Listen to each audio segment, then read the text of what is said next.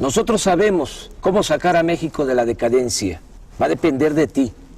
Tenemos proyecto. 1. Rescatemos al Estado. El Estado está convertido en un comité al servicio de unos cuantos. En sentido estricto, hablando con la verdad, en México no hay democracia, porque la democracia es el gobierno del pueblo y para el pueblo. Lo que hay es una oligarquía, que significa el gobierno al servicio de unos pocos.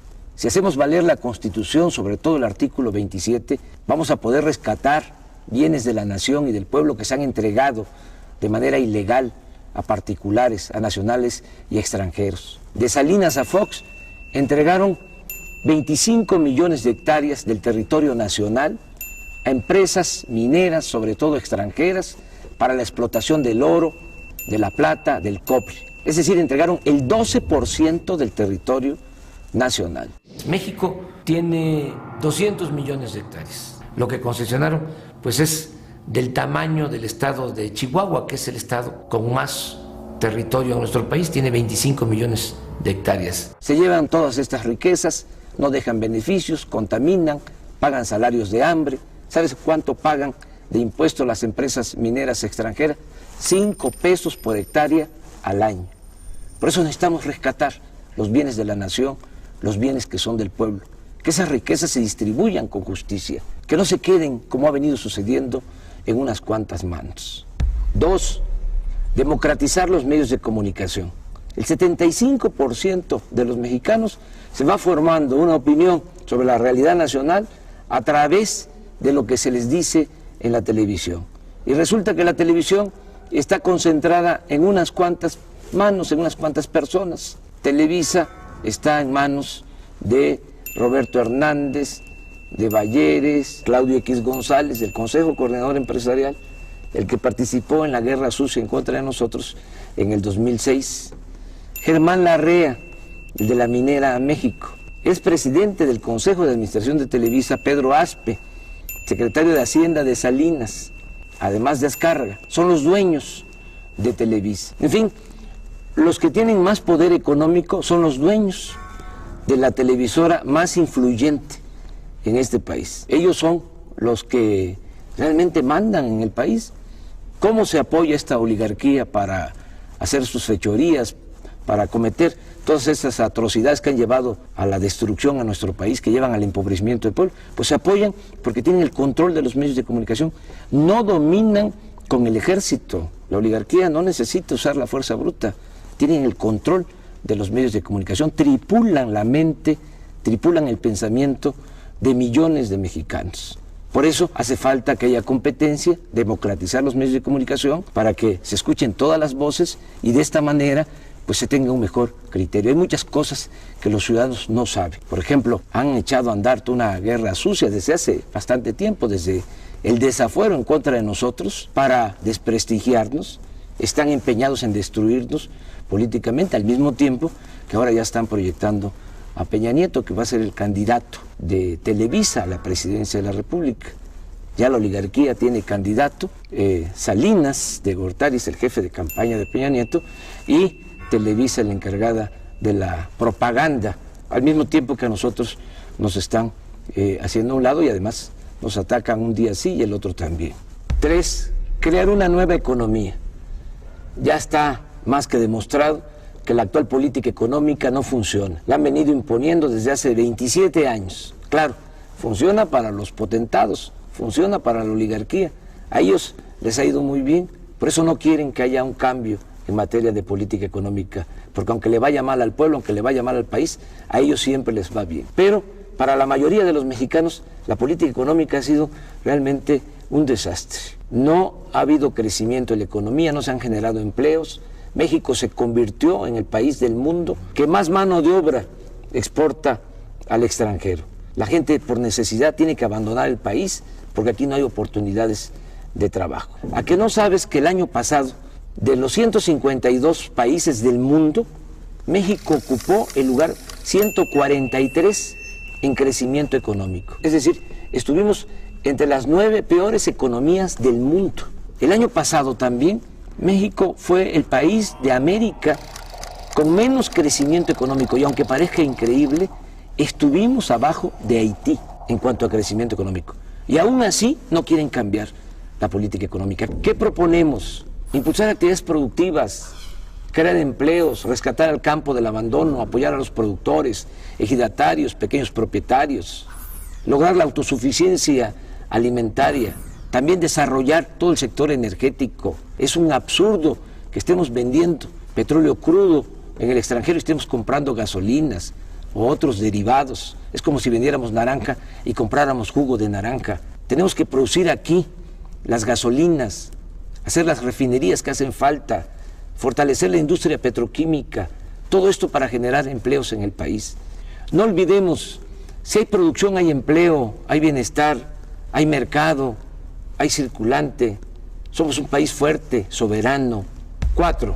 Combatir las prácticas monopólicas, que se cumpla lo que establece la Constitución en su artículo 28, que no haya monopolios que abusen y que den precios exagerados, que afecten a los consumidores, como sucede en el país. Hay un grupo de monopolios vinculados al poder que tienen protección y que abusan de los consumidores. Nosotros los mexicanos tenemos que pagar porque existen estos monopolios, porque no hay competencia, más por los bienes y servicios que consumimos. Pagamos 3 veces más por el cemento que lo que pagan los estadounidenses.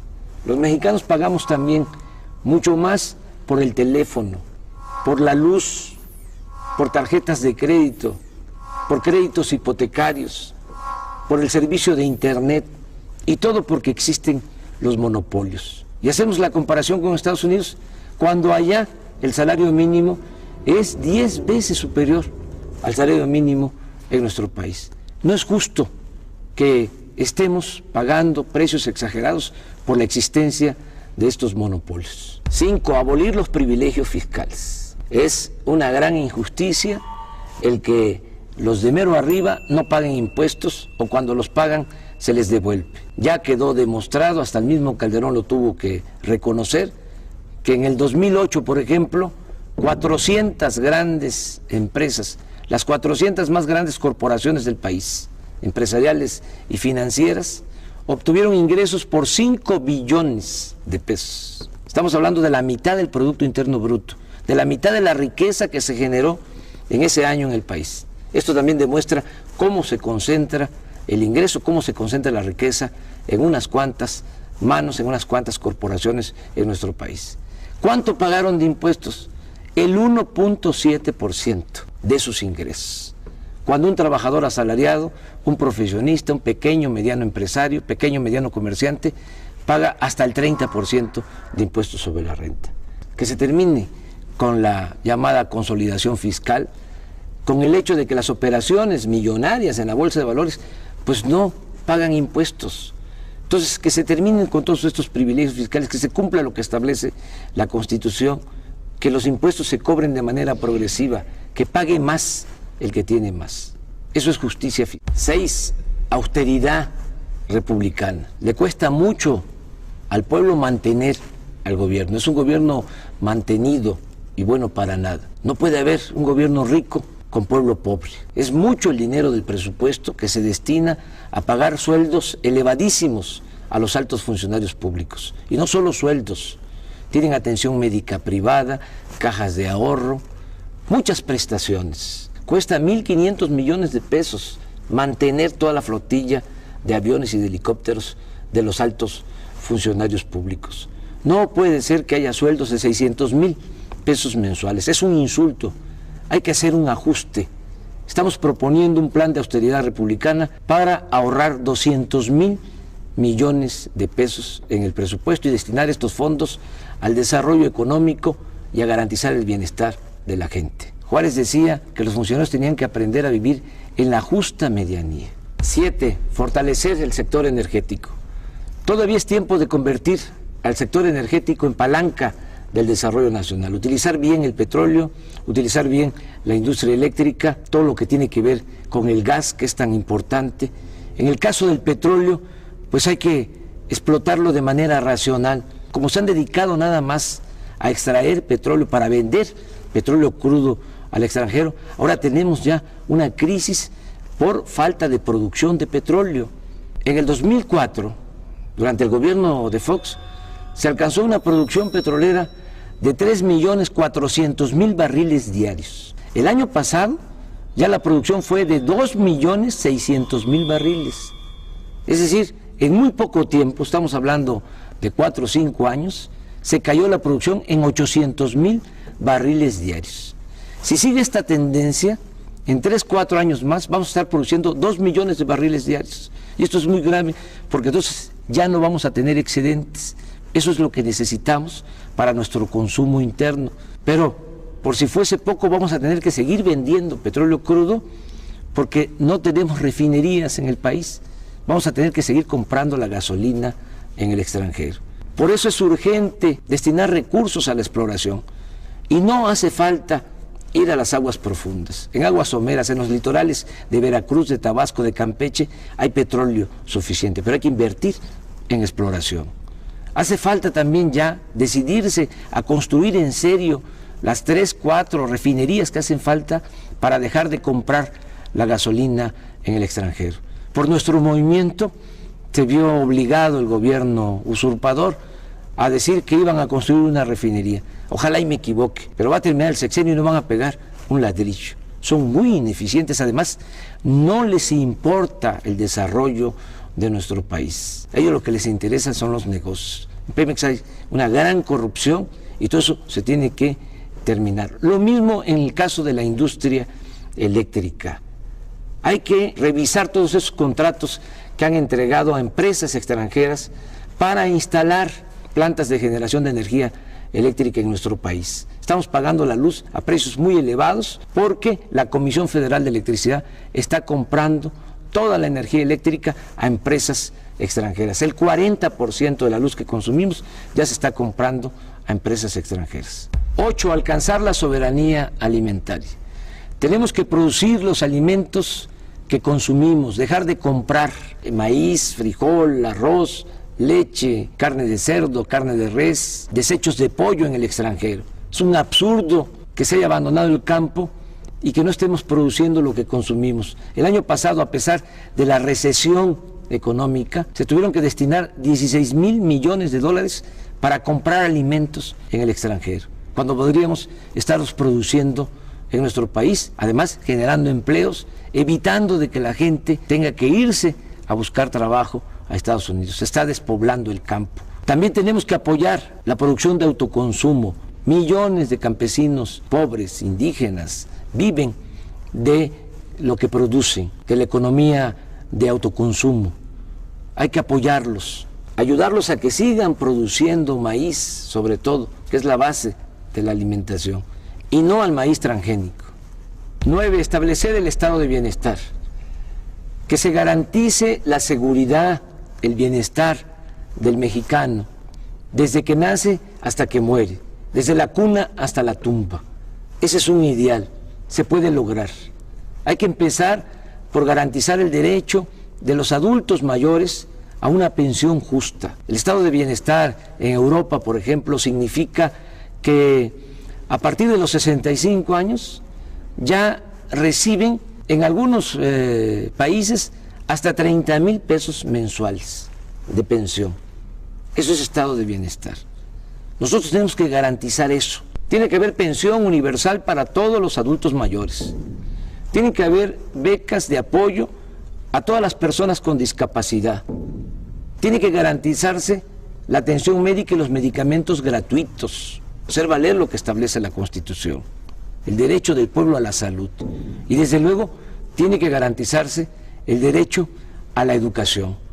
Que no se queden los jóvenes sin la posibilidad de estudiar, que no importe la condición económica, social de los padres, para que los jóvenes puedan tener acceso a la educación. No lo que ha venido sucediendo, que cada año rechazan a 300,000 jóvenes con el pretexto de que no pasan el examen de admisión en las universidades públicas, cuando la verdad es que no hay presupuesto, no hay espacio y por eso los están excluyendo. ¿Qué planteamos nosotros? Que todos los jóvenes tengan posibilidad de estudiar. 100% de inscripción en las escuelas públicas. Es mejor tener a los jóvenes estudiando que tenerlos en la calle. Ahora todo el mundo se rasga las vestiduras por esta situación de inseguridad y de violencia que desgraciadamente se está padeciendo, pero hay que entender por qué llegamos a estos extremos. En 27, 28 años no ha habido crecimiento económico, no hay empleo, sobre todo se les cerró las puertas a los jóvenes que no tienen posibilidad ni de trabajo ni de estudio. Está demostrado que no basta para enfrentar el problema de la inseguridad y de la violencia el usar al ejército, la mano dura, penas más severas. Hay que entender que la paz y la tranquilidad son frutos de la justicia. 10. Promover una nueva corriente de pensamiento, en donde lo más importante sean los valores. Esta crisis que estamos padeciendo, esta decadencia, no es nada más económica, política, social, es también de pérdida de valores. Por eso hay que impulsar un nuevo estilo de vida, en donde la mujer, el hombre, valgan por su trabajo, por su generosidad, valgan por sus acciones solidarias, fraternas, no como lo que sucede actualmente, que solo vale el que tiene, y el dinero siempre se impone, siempre aplasta, siempre domina a la dignidad, a los principios. Afortunadamente, en el México profundo, en nuestro pueblo, hay muchos valores que hay que exaltar, hay que recoger todos esos valores, toda esa reserva de valores que hay en nuestro pueblo para regenerar la vida pública en nuestro país. Abajo no hay odio, abajo no hay codicia. Eso tiene que ver más con lo que han venido induciendo últimamente. Y tenemos que recordar que la felicidad no es solo acumular riquezas, no solo es acumular bienes materiales. La felicidad es estar bien con uno mismo, estar bien con nuestras conciencias y sobre todo estar bien con el prójimo. A pesar de la tragedia nacional, no nos desanimemos. Si hay salidas, no caigamos en la desesperanza. Sí podemos sacar adelante a nuestro país, sí podemos sacar adelante a nuestro pueblo. Tenemos proyecto para sacar adelante a México. Depende de ti. Y recuerda, solo el pueblo puede salvar al pueblo.